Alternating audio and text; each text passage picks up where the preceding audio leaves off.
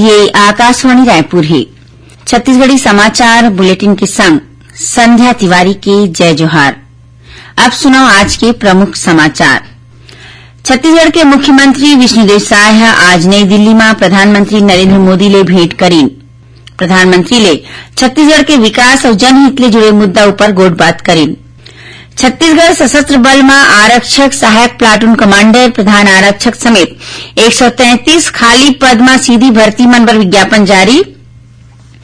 अवैया 1 जनवरी ले शुरू हुई ऑनलाइन आवेदन की प्रक्रिया। और सुकमा जिला में आज हुए मुठभेड़ में सुरक्षा बल मन 3 ले 4 माओवादी घायल होए के दावा करे है। बीजापुर जिला में सुरक्षा बल मन 30 फीट ऊंचा माओवादी स्मारक ला ध्वस्त करीन। अब समाचार विस्तार ले। छत्तीसगढ़ के मुख्यमंत्री विष्णुदेव साय आज नई दिल्ली में प्रधानमंत्री नरेंद्र मोदी ले भेंट करीन। ये दौरान ओमन प्रधानमंत्री ले छत्तीसगढ़ के विकास और जनहित ले जुड़े मुद्दा ऊपर गोठबात करीन। मुख्यमंत्री प्रधानमंत्री ला मोदी के गारंटी ऊपर छत्तीसगढ़ सरकार डहर लेगे तुरते फैसला और पहल करे के जानकारी दी। मुख्यमंत्री प्रधानमंत्री ला बताईन है कि सरकार बनतेज पहली कैबिनेट बैठका में 18 लाख ले ज्यादा परिवार मन ला प्रधानमंत्री आवास मंजूर करेगे है। उन्हें राज्य के किसान मन ले करेगे वादा के मुताबिक राज्य सरकार पाछू 1 नवंबर ले 21 क्विंटल प्रति एकड़ धान 3100 रुपया के दर ले खरीदे के फैसला ले है। मुख्यमंत्री ने बताया कि पूर्व प्रधानमंत्री अटल बिहारी वाजपेयी के जन्मदिन सुशासन दिवस में अवैया 25 दिसंबर के प्रदेश के 13 लाख ले ज्यादा किसान मन ला 2 बछर के बांचे धान के बोनस राशि करीबन 3716 करोड़ रुपया के भुगतान करे जाही। केंद्र सरकार डहाले छत्तीसगढ़ ला 2485 करोड़ रुपया की राशि जारी करे और केंद्रीय पूल में 15 लाख मीट्रिक टन उसना चावल लेके मंजूरी दे मा मुख्यमंत्री प्रधानमंत्री के आभार जताई। प्रधानमंत्री ले भेंट के दौरान प्रदेश के उप मुख्यमंत्री अरुण साव और विजय शर्मा घलो मौजूद रही। उन्हें मुख्यमंत्री विष्णुदेव साय आज नई दिल्ली में उपराष्ट्रपति जगदीप धनखड़ और केंद्रीय गृह मंत्री अमित शाह, वित्त मंत्री निर्मला सीतारमण ले सौजन्य भेंट करीन। ए दौरान राज्य के उप मुख्यमंत्री अरुण साव, विजय शर्मा घलो मौजूद रही। प्रधानमंत्री नरेंद्र मोदी विकसित भारत संकल्प यात्रा कार्यक्रम के तहत बने 1 करोड़ ले ज्यादा आयुष्मान कार्ड मन पर खुशी व्यक्त करीन है। प्रधानमंत्री सोशल मीडिया पोस्ट में कहीने की उपलब्धि काफी बड़ उत्साह बढ़ाने वाला है। ओमन कहीने की विकसित भारत संकल्प यात्रा के उद्देश्य देश भर के गरीब मन तक जन कल्याणकारी योजना मन के फायदा पहुंचाना आए। मुख्य सचिव अमिताभ जैन आज रायपुर के चिप्स कार्यालय में राज्य सरकार के घोषणा पत्र के क्रियान्वयन और परिपालन बर समयबद्ध कार्य योजना तैयार करे बर आने विभाग मन के सचिव की बैठका लीन। बैठका में घोषणा पत्र में करेगे घोषणा मन ला पूरा करे बर 100 दिन में करे जाने वाला काम मन के संबंध में विचार विमर्श करेगी। मुख्य सचिव अधिकारी मन ला निर्देश करे है कि उमर राज्य शासन के 100 दिन के भीतर करे जा सकने वाला काम ला निर्धारित करके ओला समय सीमा में पूरा करे। वीडियो कॉन्फ्रेंसिंग के माध्यम ले आयोजित बैठका में मुख्य सचिव बजट और नॉन बजट के काम ला अपडेट कर तुरते कार्यवाही करे के निर्देश घलो अधिकारी मन ला दी। पुलिस मुख्यालय डहाले छत्तीसगढ़ सशस्त्र बल में आरक्षक, सहायक प्लाटून कमांडर, प्रधान आरक्षक समेत 133 खाली पद में सीधी भर्ती मन बर विज्ञापन जारी करेगी है। ये पद मन पर भर्ती बर ऑनलाइन आवेदन की प्रक्रिया अवैया 1 जनवरी ले शुरू हुई। 15 फरवरी तक आवेदन करे जा सकही। पूर्व प्रधानमंत्री अटल बिहारी वाजपेयी के जयंती 25 दिसंबर के सुशासन दिवस के रूप में मनाए जाही। ये मौका में राज्य के किसान मन ला खरीफ विपणन बछर 2014-15 और 2015-16 के बांचे धान के बोनस के राशि करीबन 3716 करोड़ रुपया के भुगतान करे जाही। सुशासन दिवस के मौका में निर्वाचित जनप्रतिनिधि और आम जनता के मौजूदगी में नगरीय निकाय मन में स्थापित अटल चौक में बिहनिया 10 बजे ले कार्यक्रम होही। संगे संग स्वर्गीय वाजपेयी के फोटो में माला पहिरा के निर्वाचित जनप्रतिनिधि और आम जनता डहार ले सुशासन स्थापित करे के संकल्प घलो ले जाही।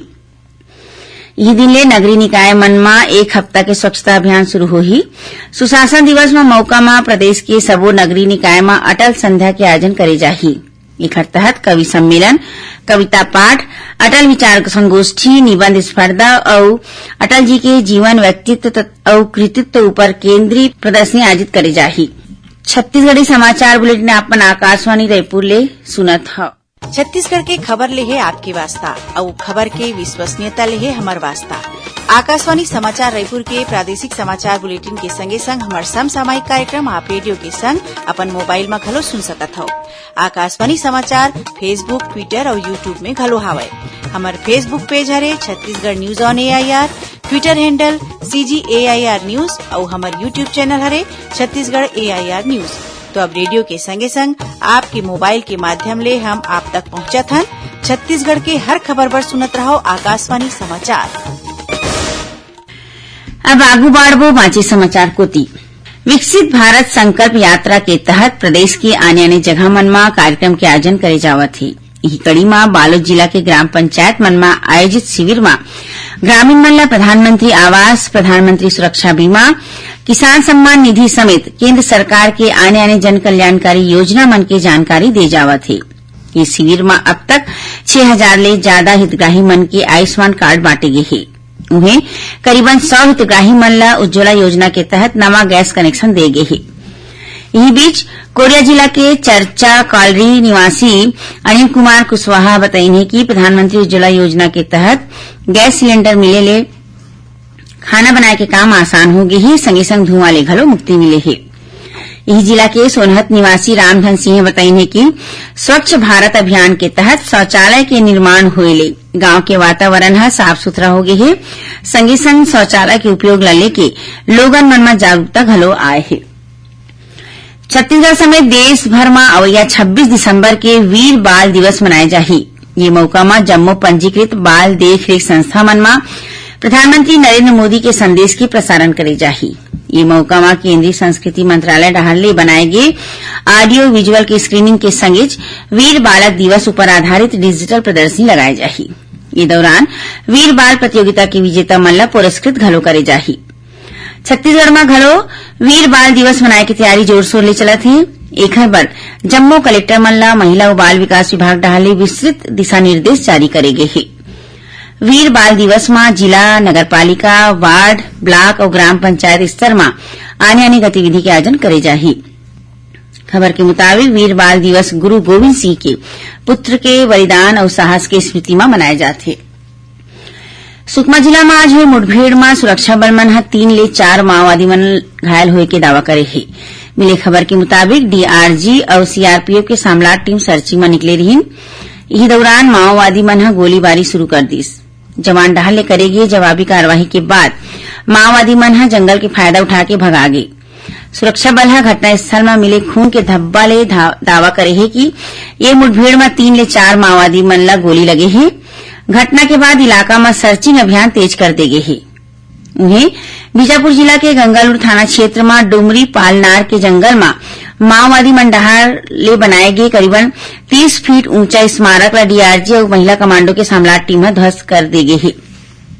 यही बीच दंतेवाड़ा जिला में जगरगुंडा थाना क्षेत्र के फ्लार गुट्टा बेनपल्ली के जंगल में सुरक्षा बल 6 माओवादी मन गिरफ्तार करे है। पकड़े गए माओवादी मन की पहचान DAKMS संगठन के सदस्य के रूप में करेगी है। प्रादेशिक समाचार एकांश आकाशवाणी रायपुर डाहले प्रस्तुत कार्यक्रम जिले की चिट्ठी के प्रसारण काली संध्या 6:05 ले 6:10 तक करे जाही। ये कार्यक्रम ला छत्तीसगढ़ के जम्मू आकाशवाणी केंद्र में रिले करही। ये बखत के अंक में कांकेर जिला के गतिविधि के बारे में जानकारी दे जाही।